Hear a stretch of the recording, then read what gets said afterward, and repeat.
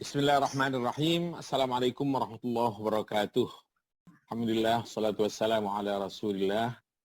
Sayyidina Muhammad ibn Abdullah wa ala alihi wa ashabihi wa mawalah. Wa la hawla wa la quwata illa billah, amma ba'd. Bapak Ibu sekalian, hari ini kita akan melanjutkan pembahasan tentang fawaidul ikhtilaf fil qiraatis sahihah. Beberapa poin sebenarnya sudah kita bahas, tapi kita mulai sedikit dari awalnya saja. Beberapa faedah atau kegunaan perbedaan pendapat tentang qiraat yang sahih atau bacaan yang benar. Kriteria benar di sini maksudnya adalah qiraat yang sanadnya sampai ke Rasulullah Sallallahu Alaihi Wasallam. Nah, yang pertama, kegunaan perbedaan ini adalah ad-dalalah ala hifdzi kitabillahi min at-tabdili wat-tahrif ma'a kaunihi ala hadhil awjuhil katsirah. Yang pertama adalah menunjukkan terpeliharanya kitab Allah, yaitu Al-Quran, dari perubahan dan penyimpangan. Ma'a kaunihi ala hadhil awjuhil katsirah. Padahal Al-Quran ini dibaca dengan banyak cara. Padahal kitabullah ini dibaca dengan beberapa atau banyak cara, beberapa segi cara bacanya. Walau banyak cara membacanya, tetapi substansinya tidak hilang. Tidak lalu dengan itu terjadi penyimpangan. Hanya karena terjadinya perbedaan cara membaca. Karena sekali lagi, semua cara baca ini terbilang sahih secara agama karena memang bersumber dari Rasulullah Muhammad sallallahu alaihi wasallam. Paling tidak kita katakan sanadnya, yaitu jalur periwayatannya, bersambung hingga ke Rasulullah sallallahu alaihi wasallam. Jadi aman. Terpelihara kitab Allah, Al-Quranul Karim ini dari perubahan dan penyimpangan-penyimpangan atau penyelewengan. Walaupun dibaca dengan banyak cara. Yang kedua, kegunaannya adalah at-takhfifu 'anil ummah wa tashilul qiraati 'alaiha. Meringankan umat dan memudahkannya dalam membaca Al-Quran itu.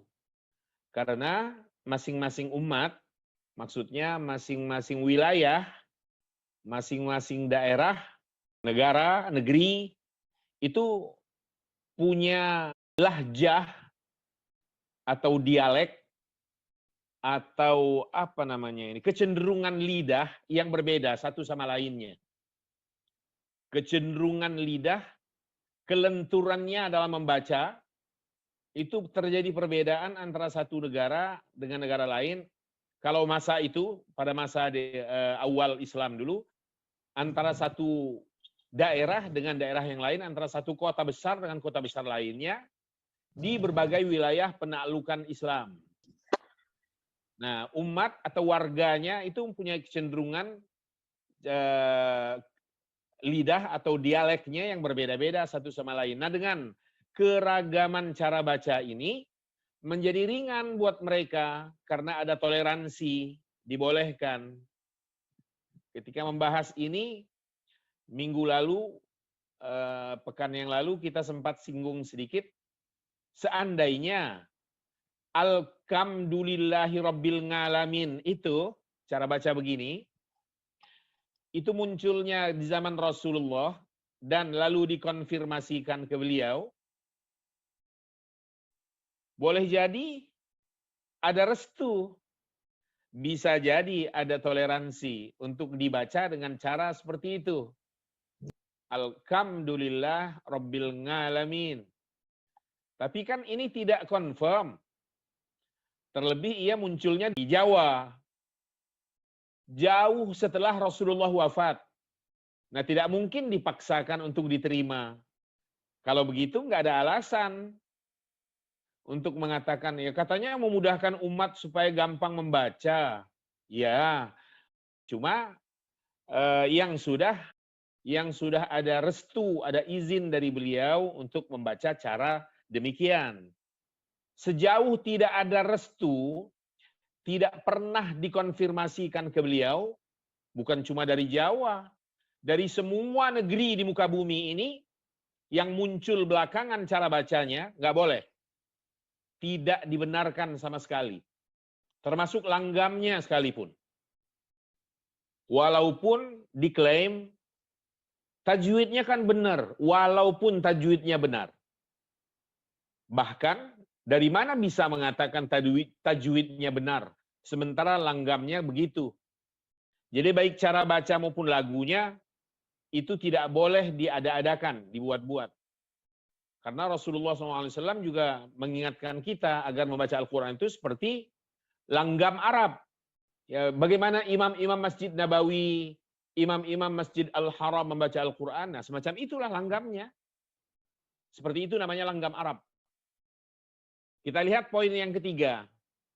Kegunaan perbedaan cara baca terhadap Al-Quranul Karim, ini menunjukkan kemukjizatan Al-Quran dalam hal ringkasnya kalimat atau kata yang ada. Atau ringkasnya redaksinya. Ijaz itu ringkas.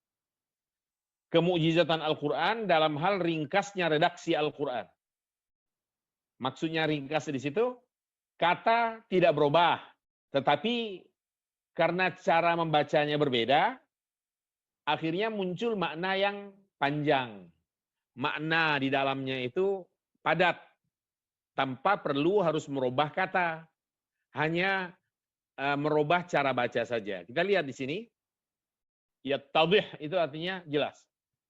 Yattadihu dzalika, yang demikian itu jelas, fi anna kulla qiraatin, dalam hal bahwa setiap qiraat itu tadullu ala hukmin syar'iyyin, menunjukkan hukum syar'i, hukum agama tertentu, duna takraril lafzi, tanpa perlu pengulangan kata.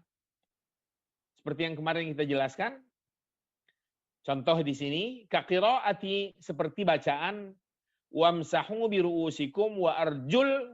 Nah, ada dua cara baca di sini. Wamsahu biru'usikum, ada yang membacanya dengan wa arjula, ada yang membacanya dengan wa arjuli. Dua-duanya bacaan yang sahih, yang sampai ke Rasulullah Shallallahu Alaihi Wasallam. Tinggal persoalannya mana yang populer bagi suatu negeri atau wilayah. Untuk Indonesia, secara umum, negeri ini, populer Al-Quran, ayat ini, Al-Ma'idah ayat 6, dibaca dengan wa'ar julakum ilal ka'bain, dengan menasobkan lam pada arjul. Walaupun di sana ada yang membaca dengan wa'ar juli. Nah, maka di sini dijelaskan binasbi arjula wajarrihi. Maksudnya kata wa arjulakum ini dibaca dengan nasab, ada juga yang membacanya dengan jar. Nah, perbedaan cara baca baik nasab maupun yang jar itu berefek hukum. Artinya akan lahir hukum yang berbeda tentang berwudu saat kita sampai pada anggota badan yang disebut kaki. Coba kita lihat perbedaannya. Arti maksud kita adalah hukum yang muncul. Fa fi qiraati an-nasbi, dalam bacaan nasab, yaitu dibaca wa arjula, ay annahu ma'tufun ala wujuha. Ini bacaan nasab begini dibaca wa arjula, Karena ia dihubungkan kepada kata wujuhakum yang nasab juga wujuhanya. Yang ada sebelum itu. Ayat tentang wudu ini kan Al-Maidah ayat 6 yang berbunyi ya ayyuhalladzina amanu idza qumtum ilas sholati faghsilu. Nah, di sini nih. Faghsilu wujuhakum wa aydiyakum ilal marafiq wamsahu biru'usikum wa arjula. Nah, yang membaca wa arjula dihubungkan kepada faghsilu wujuha sebelumnya. Yang artinya basuhlah wajah kalian. Nah, oleh karena dihubungkan kepada wujuhakum dalam kaitannya dengan perintah membasuh, maka bacaan wa arjula berarti kaki pun harus dibasuh. Seperti halnya wajah. Efek hukumnya ke sana. Maka lanjutannya bayanun li hukmi ghuslir rijal. Menjelaskan hukum membasuh kaki. Bahwa kaki itu harus dibasuh. Dibasuh artinya disentuh dengan tangan. Jangan asal selonjor begitu aja di bawah keran. Dibasuh. Seperti muka kita sentuh dengan kedua tangan. Saat kita sedang berwudu. Saat kita memulai wudu. Kita kan tidak lalu membiarkan wajah kita diguyur oleh air keran begitu aja tanpa disentuh. Enggak begitu. Disentuh. Tangan kita, telapak tangan kita ini mengitari seluruh wajah. Seperti itu kaki.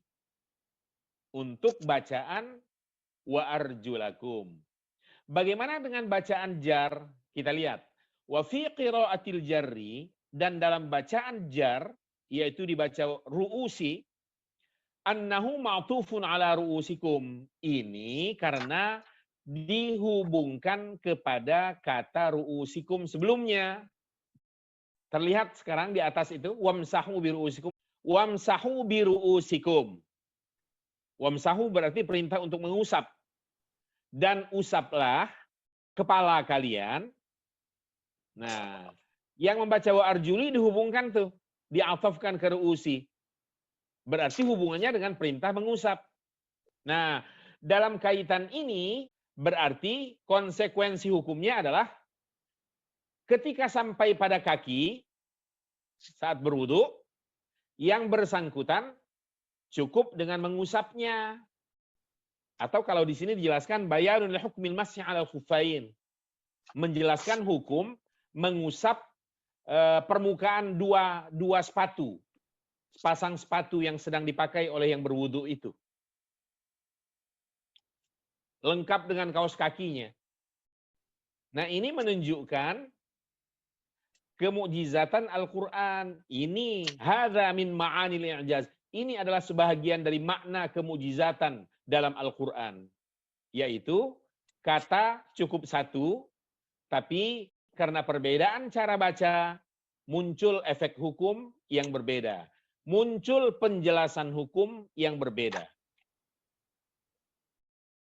Yang keempat, kegunaan dari perbedaan cara baca ini adalah bayanu ma yakunu mujmalan fi qiraatin ukhra.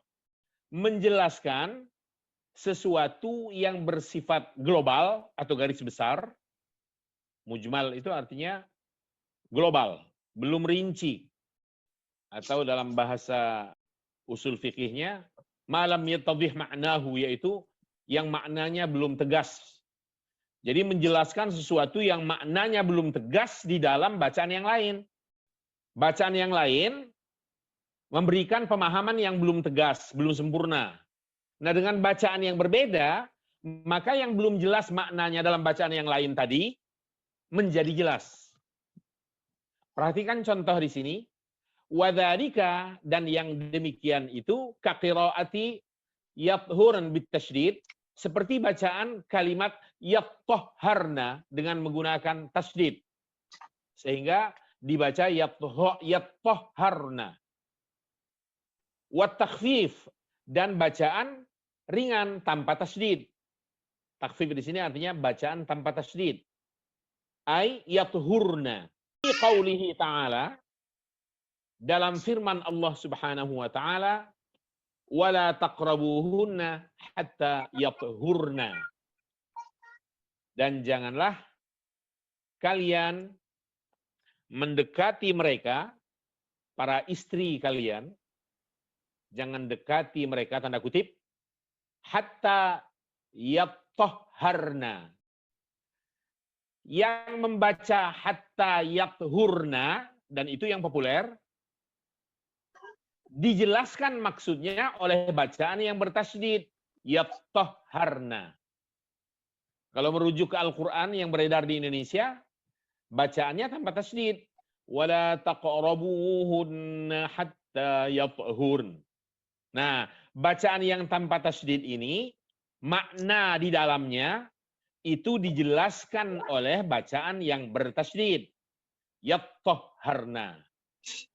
Nah, maka di sini dijelaskan faqira'atut tasydid, bacaan yang bertasydid yaitu yathharna, bayanun, merupakan penjelasan, limakna, bagi makna, qira'atut takhfif, bagi makna bacaan yang tanpa tasydid, indal jumhur, menurut para mayoritas ulama, menurut kalangan jumhur, di kalangan jumhur. Maksudnya begini, kalau di kalangan jumhur, bacaan yang populer itu adalah yathurna, tanpa tasydid, begitu ya. Tapi ada bacaan yang bertasydid, dan bacaan ini benar. Sanadnya sampai ke Rasulullah SAW.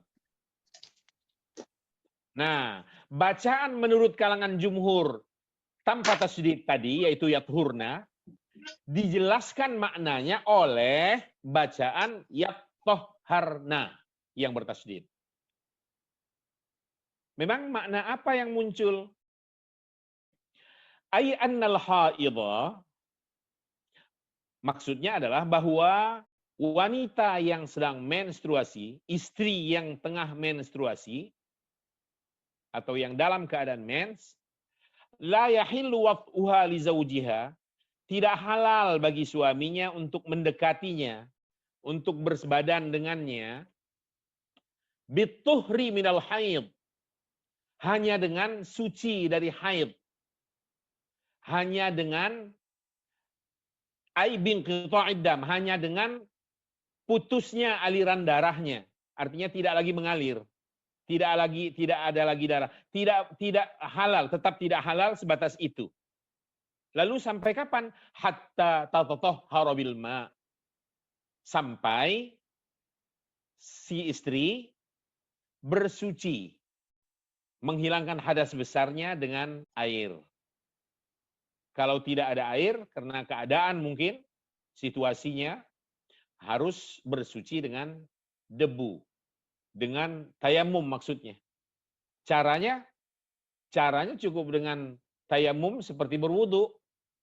Cuma niatnya, niat bertayamum sebagai pengganti mandi untuk menghilangkan hadas besar karena Allah Subhanahu wa taala.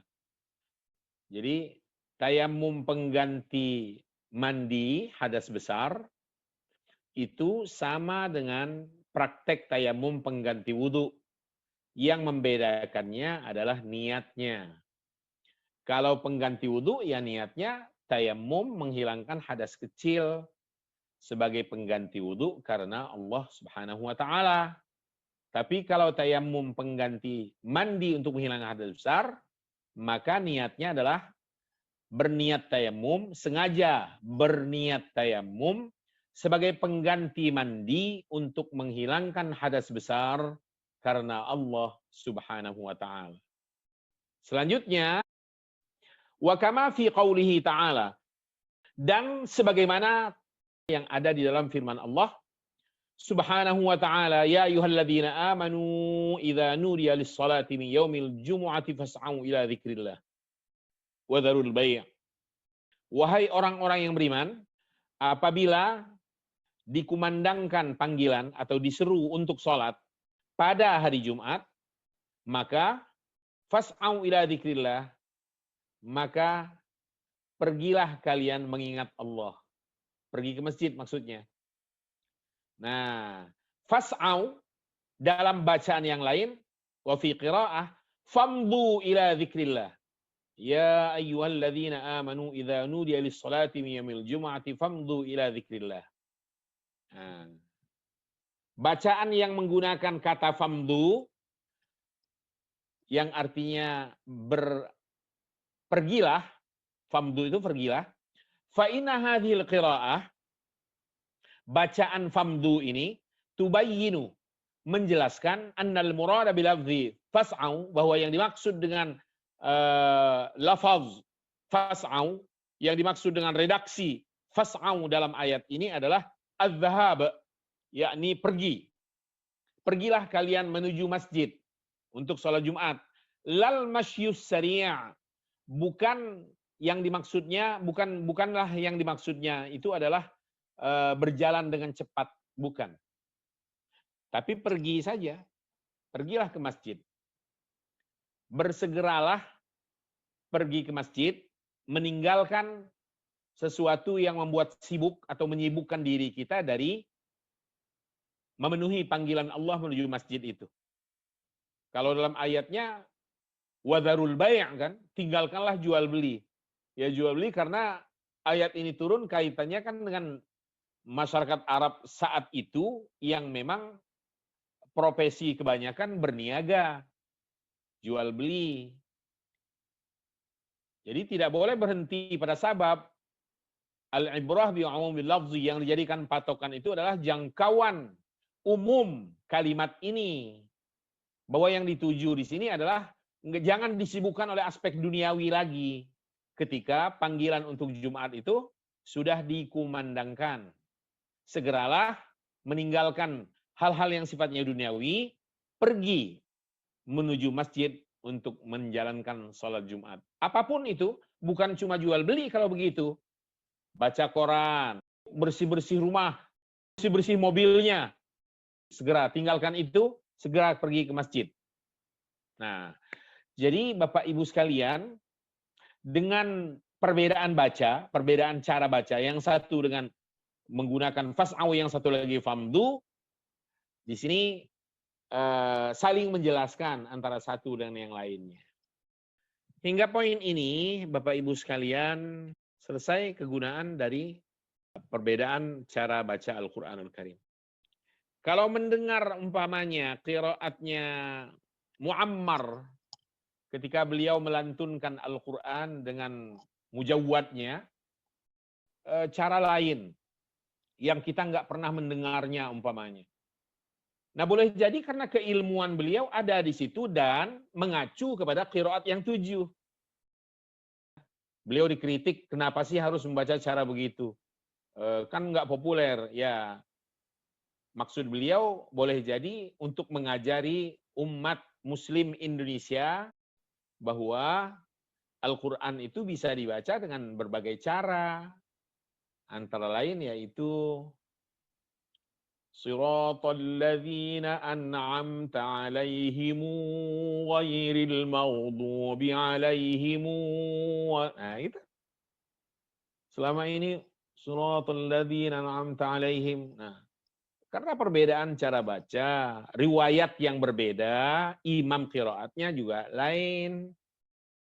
Nah, Bapak Ibu sekalian, kalau ingin banyak tahu tentang keragaman qiraat ini secara baik, silakan Bapak dan Ibu bergabung di program Tahsinul Qiraah di Lembaga Bahasa dan Ilmu Al-Quran di bawah bimbingan Dr. Muhsin Salim. Nah, beliau mengenalkan macam-macam qiraat ini karena beliau memang ahlinya. Jadi bergabungnya ke beliau. Dengan begitu kita akan banyak tahu nantinya. Jadi itu intinya, kita tidak boleh mengada-ada, membuat sendiri maksudnya cara baca di luar qiraat yang sudah diterima, yang sahih sanadnya sampai ke Rasulullah SAW. Fasal yang ke-10, Al-Faslul Ashir. At-Tajwid wa adabut tilawah. Kata at-tajwid sendiri secara bahasa Indonesianya apa? Menjadikan bagus bacaan Al-Quran. Itu at-tajwid. Secara bahasa. Menjadikan bagus. Jawwada yujawwidu tajwidan. Menjadikan bagus atau membaguskan bacaan. Wa adabut tilawah. Dan etika tilawah. Etika membaca. Yang pertama dulu. Al-alif tajwidul Quran. Membaguskan bacaan Al-Quran. Walil ulama'i qadiman wa hadithan inayatun bitilawatil Qur'ani hatta yakuna nutqu sahihan. Para ulama klasik dan kontemporer, tempo dulu dan modern, sama itu. Qadiman itu masa lalu, tempo 2LW, hadisannya ini zaman sekarang, zaman belakangan, zaman modern. Kita juga boleh membahasakannya dengan para ulama klasik dan kontemporer memiliki perhatian. Li-nya memiliki.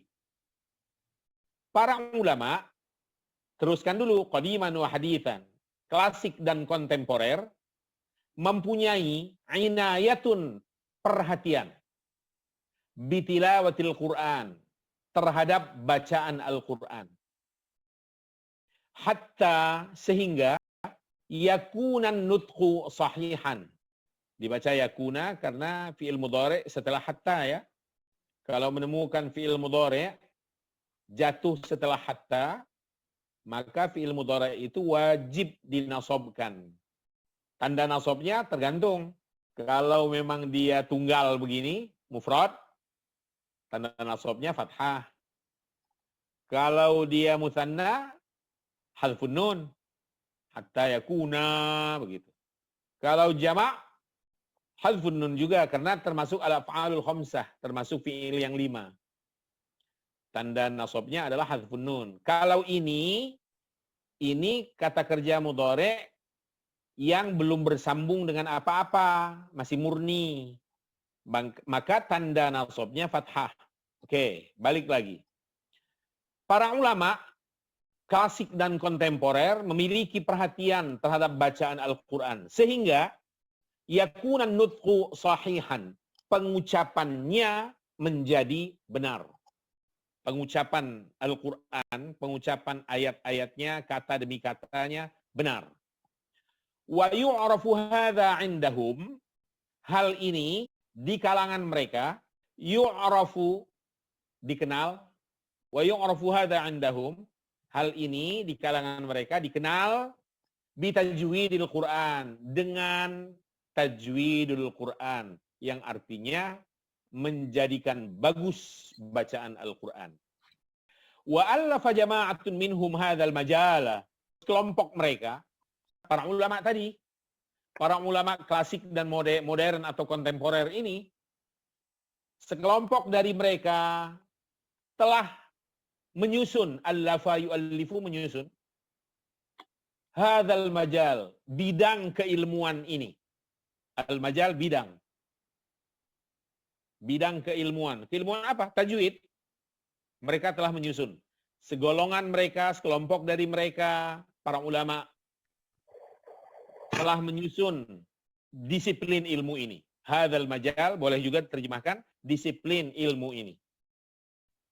Lahu qawaiduhu, yang memiliki kaidah-kaidah tersendiri. Lahu qawaiduhu, memiliki kaidah-kaidahnya tersendiri.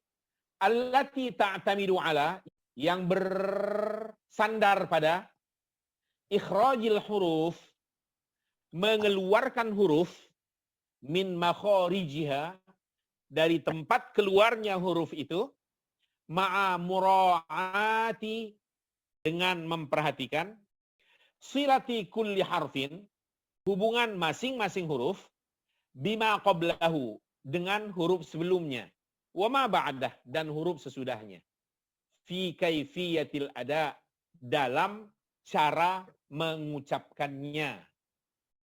Wa qad uniyal muslimuna bi ta'limi qawaid at-tajwid li auladihim wa banatihim inayatan kabiratan.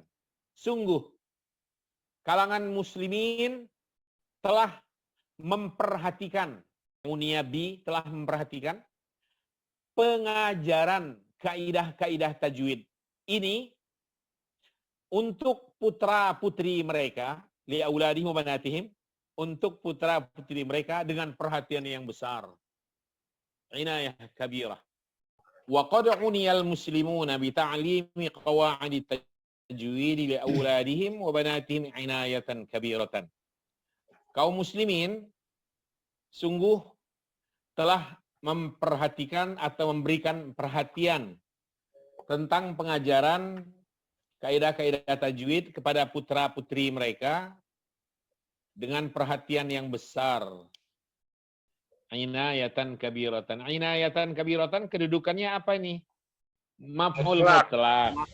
Karena dia masdar yang berakar pada kata kerja yang mendahuluinya, yaitu unia. Fatalabuhum bihifdhiha ala zuhuri qulubihim. Maka mereka meminta, kalangan muslim meminta mereka, putra-putrinya maksudnya, bihifdhiha, untuk menghafalkannya ala zuhuri qulubihim, di luar kepala. Ini istilah ini. Ala zuhuri qulubihim, di luar kepala. Menghafalkannya di luar kepala. Illa annal ahamma minal hifzi, hanya saja, illa anna itu hanya saja, al ahamma minal hifzi, yang lebih penting daripada menghafal atau daripada menghafalkan, itu adalah al muhakatu wal mumarasah, meniru dan berlatih. Al muhakat artinya menirukan, meniru, wal mumarasah, dan berlatih, dan terus berlatih, mumarasah. Wa qala Ibnul Jazari mengatakan, wala a'lamu li bulughin nihayati fit tajwid, saya tidak mengetahui capaian akhir dalam tajwid yang sama dengan riyadhatil alsun, yang serupa dengan melatih lidah, wat takrari 'alal lafzi, dan mengulang-ulangi kata, mengulang-ulangi ucapan maksudnya, al-multaqa, yang diperoleh, yang didapatkan, yang diperoleh, min famil muhsin, dari mulut orang yang bagus bacaannya. Jadi tajwid sebatas teori itu nggak begitu penting sebenarnya menurut komentar di sini ini. Yang paling penting itu adalah kemampuan kita untuk meniru dan terus berlatih. Siapa yang kita tiru? Orang yang bagus ucapannya, yang lidahnya itu fasih dalam melafalkan kata, orang yang baik bacaannya. Itu yang kita tiru dan terus berlatih, melatih lidah kita sendiri. Itu jauh lebih penting ketimbang sekedar menghafalkan kaidah-kaidah tajwid.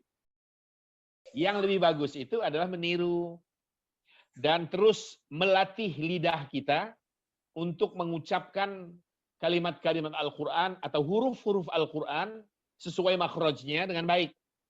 Yang kita tiru adalah orang yang fasih ucapannya atau lidahnya dalam melafalkan kalimat-kalimat Al-Quran. Maka Bapak Ibu sekalian, rukun dalam talaqi begini ini, itu harus musafahah. Musafahah itu artinya tatap muka. Tatap muka, si murid melihat langsung lidah atau mulut gurunya saat gurunya mengucapkan suatu huruf atau suatu kata. Nah, baru oleh si murid ditirukannya. Itu rukun. Rukun apa? Rukun dalam belajar membaca.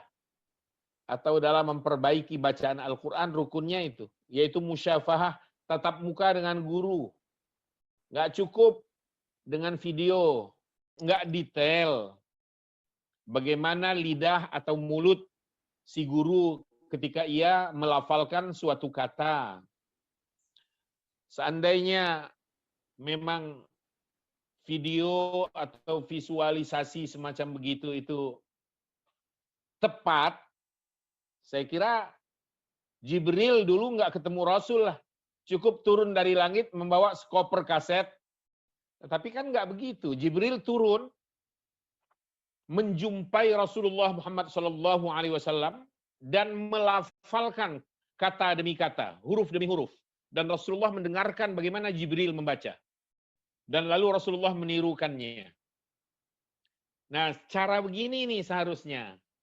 Maka anak-anak kita, cucu-cucu kita, kalau kita, mohon maaf, kalau kita tidak berkesanggupan untuk membimbing mereka secara langsung, mentransformasikan cara baca begini ini, baca Al-Quran maksud saya, kepada mereka langsung, ya silahkan datangkan guru ke rumah atau antar mereka ke majelis Al-Quran. Ditagih perkembangannya, nggak per hari mungkin, per minggu, per pekan, begitu ditanya, gimana perkembangannya nak? Gimana? Bagus nggak? Coba baca ini dulu, kita dengar. Begitu caranya. Dan untuk ke sana, kitanya dulu. Dan nggak boleh ada kata malu. Dan tidak ada kata terlambat dalam belajar tilawah begini. Menanggung rasa malu di dunia ini masih jauh lebih ringan ketimbang dipermalukan di pengadilan Allah nanti. Hanya karena kita tidak pandai melantunkan kalamnya. Baik, Bapak dan Ibu sekalian, kita lanjutkan bagian B. Al-waqfu wal-ibtida. Apa itu al-waqfu? Jadi, al-waqfu wal-ibtida itu berhenti dan mulai. Ma'rifatul waqfi wal-ibtida, mengetahui perhentian dan memulai, lahu ahammiyatun kubra, itu memiliki kepentingan besar, mempunyai arti penting yang begitu besar, fil hifaz, dalam memelihara, fil hifazi ala, gabungin, fil hifazi ala, dalam memelihara atau menjaga, salamati, keselamatan, ma'anil ayat, makna ayat-ayat Al-Quran. Wa fi ijtinabil wuqu'i fil khata', dan mempunyai arti penting juga, arti yang besar juga dalam hal menjauhkan terjadinya kesalahan. Karena kalau kita salah berhenti, rusak makna ayatnya, nggak terjaga keselamatan makna dari ayat itu. Atau salah memulai juga akan terganggu sekali keutuhan makna ayat itu.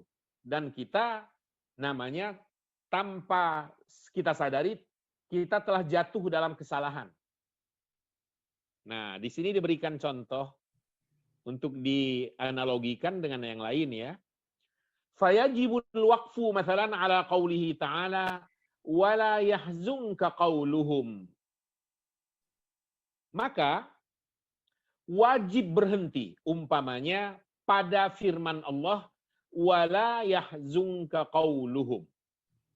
Berhenti di situ. Tsumma yabtadi, kemudian si pembaca ini memulai lagi innal izzata lillahi jami'a.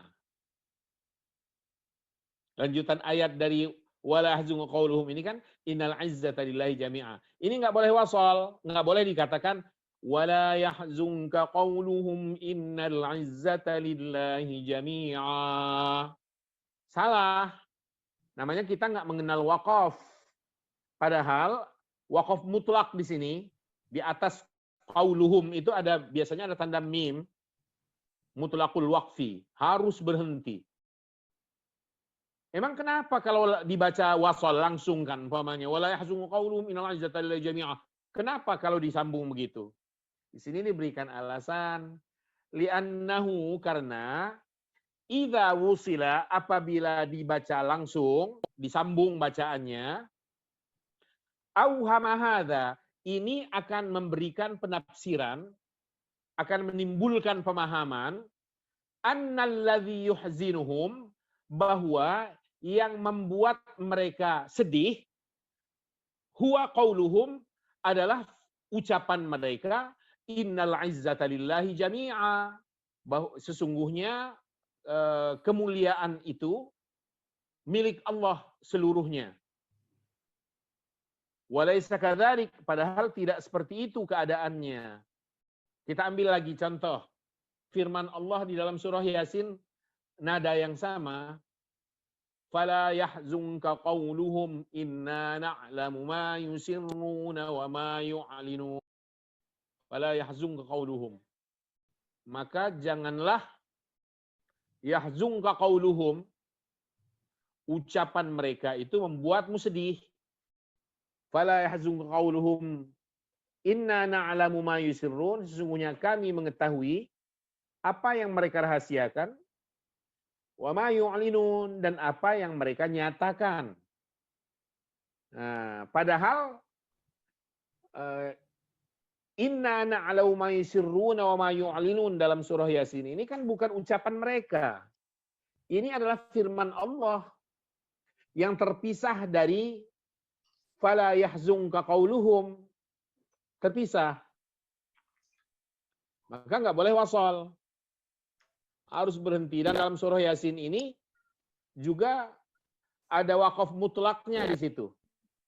Intinya sampai poin ini Bapak, Ibu sekalian, rambu-rambu baca Al-Quran yang sudah ada dituangkan di dalam ayat-ayat Al-Quran itu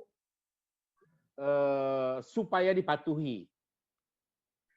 Karena itu sudah dipikirkan dan sudah dipertimbangkan secara matang oleh para ulama Al-Quran.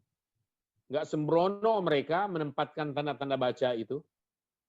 Kapan boleh wasol, kapan harus berhenti, kapan lebih baik wasol, kapan lebih baik berhenti.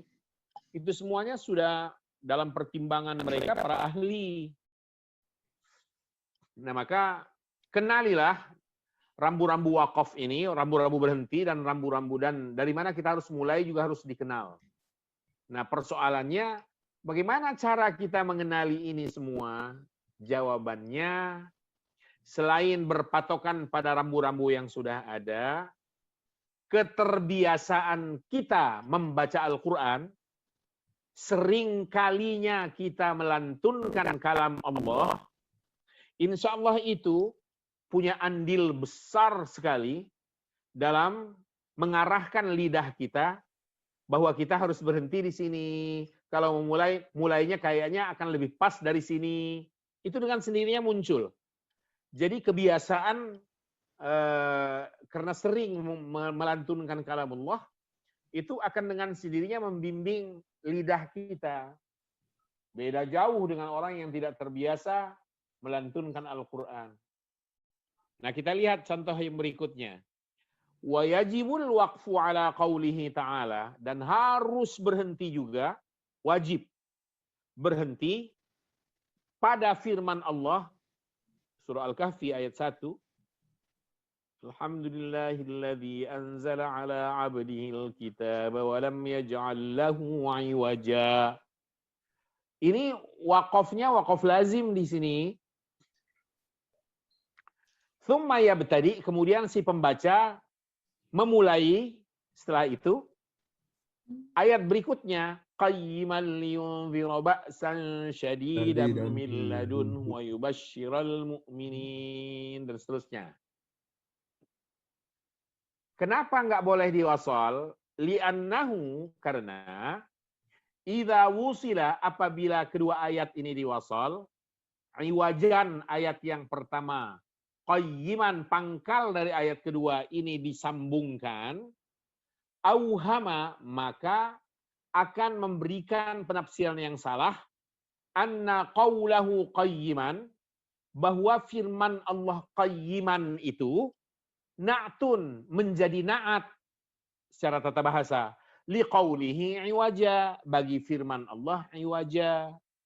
Atau kalaupun tidak na'at, bagi iwajannya ada dua na'at yang bertumpu pada satu, yaitu Al-Quran. Walaysa kadzalik, padahal tidak demikian. Idzil iwaju la yakunu qayyiman. Karena yang bengkok itu tidak lalu menjadi lurus. Coba perhatikan firman-Nya. Firman Allah dalam ayat ini. Alhamdulillah, segala puji milik Allah. Alladzi, yang anzala ala abdihi, yang telah menurunkan kepada hambanya yaitu Muhammad SAW al-kitab, Al-Quranul Karim, walam yaj'al lahu iwaja, dan tidak menjadikan Al-Quran itu iwajan, sesuatu yang bengkok, yang tidak lurus kandungannya, yang tidak beres maknanya. Itu iwajan. Allah tidak jadikan begitu. Qayyiman, justru lurus sekali. Liyunzira ba'san syadidan min ladunhu wa yubashsyiral mu'minin, dan seterusnya. Jadi antara kata iwajan dan qayyiman ini sebenarnya dua hal yang bertentangan. Bagaimana bisa diaprokin, disatukan? Itu sebabnya harus wakaf. Dan dalam Mushaful Quran, untuk mengantisipasinya, yang ada tertera di atasnya adalah tulisan saktah. Tahu arti saktah? Berhenti sejenak tanpa harus bernafas. Jadi begini prakteknya. Tujuannya untuk mereka yang wasol, maka ada saktah. Alhamdulillahilladzi anzala ala 'abdihil kitaba wa lam yaj'al lahu 'iwaja qayyiman liyunzira ba'san syadida. Itu saya menggunakan saktah. Sejenak berhenti di atas iwaja barusan, tapi saya tidak bernafas karena saya segera akan menyambung dengan qayyiman, tanpa nafas dan cepat. Maka tadi berhenti sejenak. Jadi berhentinya sekedar. Sekedar apa? Sekedar agar tidak timbul kesan bahwa iwajan dan qayyiman itu boleh disambung. Padahal nggak boleh. Karena ini dua sifat yang bertentangan. Iwajan artinya bengkok, qayyiman artinya lurus. Emang Al-Quran bengkok sekaligus lurus? Kan enggak. Nah, di sini kenapa diberikan saktah itu? Bagaimana kalau wakaf saja? Kita abaikan saktah di situ. Boleh, ini yang sedang ditekankan di naskah ini sekarang. Yajibul waqaf, wajib wakaf ala qaulihi ta'ala wa lam yaj'al lahu iwaja. Untuk yang tidak mau menggunakan saktah. Sehingga kalimatnya nanti, cara baca yang maksud saya, Alhamdulillahilladzi anzala ala 'abdihil kitaba wa lam yaj'al lahu 'iwaja. Berhenti. Sepenuhnya full di situ, berhenti. Ketika sudah lega, baru kita lanjut. Qayyiman liyunzira ba'san syadidan min ladunhu wa yubashsyiral mu'minina alladzina ya'maluna as-shalihat, dan seterusnya. Ini sama dengan kalau kita kembali ke surah Yasin tadi. Bagaimana yang ada saktahnya dalam surah Yasin? Coba ingatkan. Qalu ya wailana man ba'atsana min marqadina. Saktah kan di situ? Hadza ma wa'ada ar-rahmanu wa sadaqal mursalun. Ada saktah di situ. Sekarang saktahnya kita abaikan. Kita berhenti, waqaf, lazim di situ umpamanya. Qalu ya wailana man ba'atsana min marqadina. Berhenti, bernafas, lega. Setelah lega bernafas baru lanjut. Hadza ma wa'ada ar-Rahman wa sadaqal mursalun. Pertanyaannya, boleh nggak cara seperti itu? Saktah diabaikan dan wakaf. Bernafas lagi, lega selega-leganya. Boleh? Boleh sekali. Jadi jangan ragu untuk berhenti di situ. Kalau pertanyaannya, untuk apa saktah dibubuhkan di atasnya ya marqadina? Saktah di situ diperuntukkan bagi mereka yang ingin wasol. Jika ingin wasol, sejenak berhentilah Anda tanpa nafas, setelah itu baru lanjut. Qalu ya wailana man ba'athana min marqadina hadza ma wa'ada ar-Rahman wa sadaqal mursalun. Itu saktah kalau mau wasol. Tapi kalau tidak mau wasol, untuk apa saktah? Berhenti aja. Dan boleh berhenti di situ. Berhentinya lazim, mutlak. Berhenti sepenuhnya di situ. Qalu ya wailana man ba'athana min marqadina. Berhentilah. Biasa, normal. Bernafaslah dengan lega. Setelah siap untuk lanjut, baru lanjutkan. Hadza ma wa'ada ar-Rahman wa sadaqal mursalun. Gitu. Jadi saktah peruntukannya jika ada yang mau mewasolnya. Antara penggalan pertama dengan penggalan berikutnya ingin diwasol. Maka perlu saktah. Berhentilah dulu sejenak tanpa bernafas. Pak Ustadz, boleh nanya Pak Ustadz? Oh iya, silakan Pak. Wakaf itu sebenarnya hukumnya apa sih Pak Ustadz? Kalau ada mim itu mestinya kan berhenti. Tapi ini lanjut, ini kan bagaimana sih sebenarnya hukumnya gitu loh Pak Ustadz?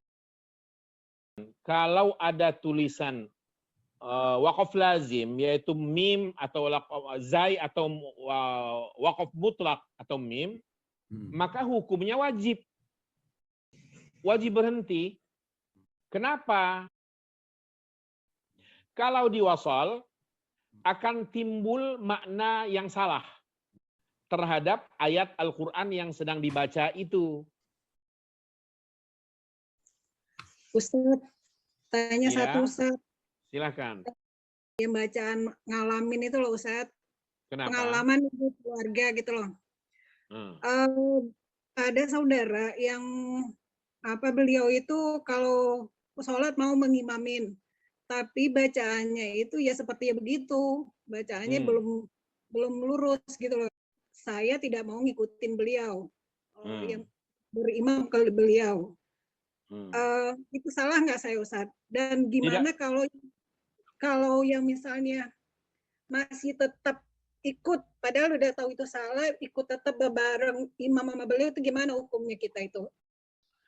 Pertama, kalau pertanyaan Ibu, salahkah kalau mufaraqah, artinya tidak mau ikut berjamaah dengan dia? Jawabannya tidak salah. Tidak salah. Ya. Kalau pertanyaannya, salahkah orang yang tetap ngikut? Tidak salah. Yang salah, di situ ada dua. Yang pertama, orang yang menunjuk dia sebagai imam. Yang kedua, kesalahan ada pada diri orang itu. Kenapa tidak menyadari kalau dirinya lemah untuk menjadi imam? Jika diingatkan atau berbagai cara ditempuh mungkin tidak juga mengena, dan yang bersangkutan tetap akhirnya menjadi imam, maka yang makmum tidak ada masalah bagi mereka. Enaknya jadi rakyat begitu. Kesalahan bertumpu pada diri orang yang menjadi imam itu. Oh iya. Iya, dia yang bertanggung jawab. Segala dosanya bertanggung jawab dia, karena dia yang menghafalkannya. Bahkan, saking hebohnya masalah ini, segala kurang sempurnaan makmum di belakangnya dalam pelaksanaan ibadah sholat, itu dibebankan kepada pundak dia. Ada makmum yang kurang fasih bacaannya, kembali ke dia. Ada makmum yang kurang sempurna sujudnya, kembali ke dia. Selain kawan-kawan di sampingnya juga ikut saling mengisi, saling menyempurnakan. Maka Bapak Ibu sekalian, menjadi imam dalam sholat berjamaah itu tanggung jawabnya besar. Tapi jabatan itu jabatan mulia. Besar sekali tanggung jawabnya. Maka Rasulullah memberikan persyaratan untuk mereka yang layak menjadi imam itu adalah yang paling utama dan pertama, aqra'uhum li kitabillah. Yang paling bagus bacaan Al-Qur'annya. Bukan umur. Umur itu nomor paling akhir. Maka anak umur 7 tahun, 6 tahun jika bacaannya beres lebih bagus, dia yang tampil. Dia boleh menjadi imam. Pak Ustadz, umur 7 tahun, 8 tahun emang boleh jadi imam, Pak Ustadz? Boleh. Boleh sekali, nggak ada masalah. Boleh. Ulama-ulama fikih dalam Islam tidak ada yang berbeda pendapat tentang itu. Sama aja, bagus, boleh. Selama qiraatnya, bacaan Al-Qur'annya bagus. Siapa kemarin yang juara 1 30 juz Al-Quran, Musa namanya ya? Ya, Musa. Masih bayi loh itu, kecil sekali anak itu. Dia boleh menjadi imam. Iya. Karena waktunya sudah lewat. Oke. Baik, waktu kita habis untuk pertemuan pada sesi ini. Insya Allah bisa kita lanjutkan nanti pada pertemuan berikutnya. Semoga selalu sehat dan senantiasa lindungan Allah Subhanahu wa taala bersama keluarga tercinta.